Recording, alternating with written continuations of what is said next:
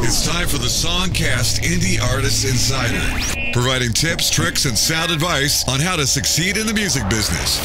Songcast, taking you inside the world of indie music. Here's your host, Joe Cleon.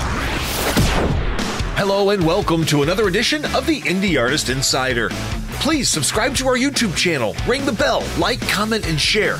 Also, please follow us on Facebook, Twitter, Instagram, SoundCloud, and TikTok so you can continue to experience true music discovery with Songcast. This week's Indie Artist Insider talks about producing hip-hop.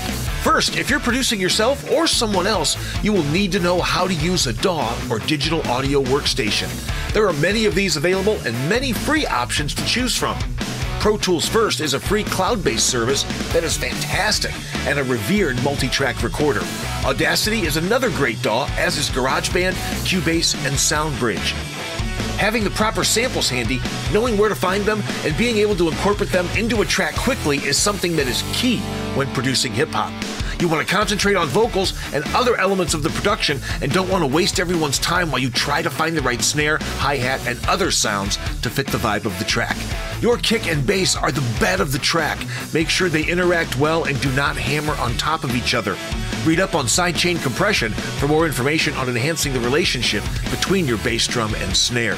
Find samples that are unique so you don't sound like everyone else. Creating the right balance between bass and snare drums and hi-hat can be very difficult. You must be able to easily incorporate 8th, 16th, and 32nd hi-hat note patterns into the track and make them incorporate and groove into the bed of the track. If you don't want to or can't come up with beats and melodies on your own, there are a ton of royalty-free and other beats and samples available. Knowing where to find good ones and being able to access them quickly and easily is definitely a necessity. It can be hard sometimes to decide whether or not to use quantization. If you turn it off, your tracks will have a more human feel and sound less robotic, but rhythm and tempo are especially important in hip-hop, so sometimes it's best to leave it on when putting down the notes and possibly turn it off and tweak at a later time if needed. Educate yourself on music theory. While it isn't a must, it will certainly help your recordings if you have a basic understanding of how chords, melodies, and harmonies work together. Add some analog sounds, don't keep everything digital and direct. Mic a guitar, mic a bass, mic some percussion, experiment with mic placing and with condenser patterns. These will make your recording sound warm and possibly even analog-like.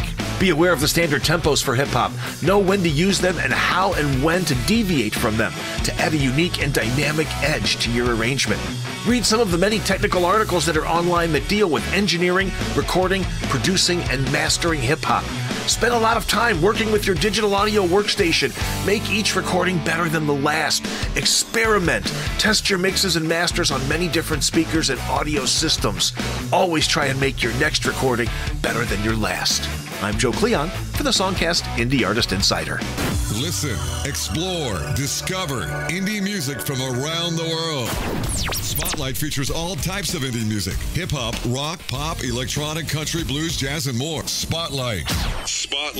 Listen to thousands of hours of archived indie music anytime, anywhere. Experience Spotlight, the best indie music from around the world. Commercial-free and free to stream. Songcast Radio. True music discovery.